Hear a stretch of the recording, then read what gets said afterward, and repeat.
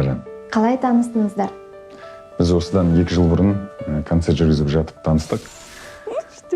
Темірбек Жүргенов атындағы академияда.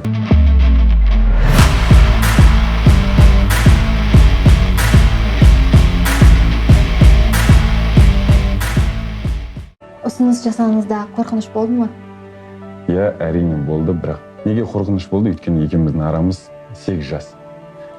Сол біздің кішкентай кезімізден жалпы қазаққа тән жас аралығы деген түсінік бар ғой. Сол кішкене бойында. Бола ма, болмай ма, ертең сөзім өте ме, өтпей ме дегендей. Оның 2 үлкен баласы бар.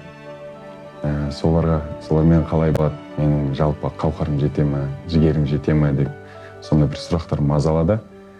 Бірақ сол қорқынышты жеңіп, өзіме деген сенімді жалпы шешім қабылдап, мен өзімнің өмірім үшін жауапкершілік аламын, және оның да балашылық алатыныма сенімді болып, сол қадам жасадым. Сүйіктіңіздің қандай қасиеттерін жақсы көресіз? Сүйіктімнің барлық қасиеттерін жалпы. Ол өнер адамы, ол өнерден бөлек өте талантты болуына қатар, ол үйдегі жұмыстарға да, балаларына да, өзінің туғандарына да, ата-анасына да деген махаббатын сіздер көрсеңіздер, бұндай адам жалпы қолынан бәрі келеді. Тіге де алады, тамақты да, дәмді дайындалады. Сенмен сөйлесе де алады, сенмен досты бола алады. Біреуге көмек керек болса, соңғы қолындағы бар нәрсесін беруге дайын. Жалпы адамдарға көмектесуге өте дайын. Сол бір жүрегінің кеңдігі маған өте қатты ұнайды. Сіздердің бақытты болу құпияларыңыз неде? Біздің өзіміздің ұранымыз бар. Ол ұран орысша айтқанда былай: диалог решает все.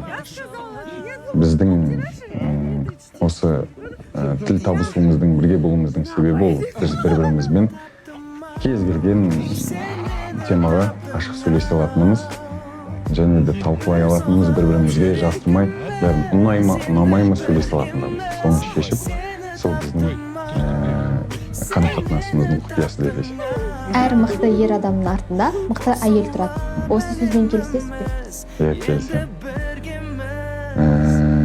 Өйткені біз ер адамдар негізі мойындай бермейміз. Біз еркек болғымыз келеді, өзіміз деп айтамыз, бірақ кей кезде еркек адам жалпы табиғат бойынша, оны ештеңе тоқтата алмайтын танк сияқты болады да. Бірақ ол танктың да бензин бітіп тұратын кездер болады да. Сол кезде әйел адам ол біздің жанармай ретінде. Оның деген махаббаты, оның деген саған поддержкасы. Біз еркек болғанмен бізді еркелей аламыз да, бірақ еркелете білсе әйел адам. Оның сондай қасиеттері кеңінен бар да. Сол үшін мен қорықпай айта аламын. Әр ұлы еркектің артында ұлы әйел міндетті түрде тұрады.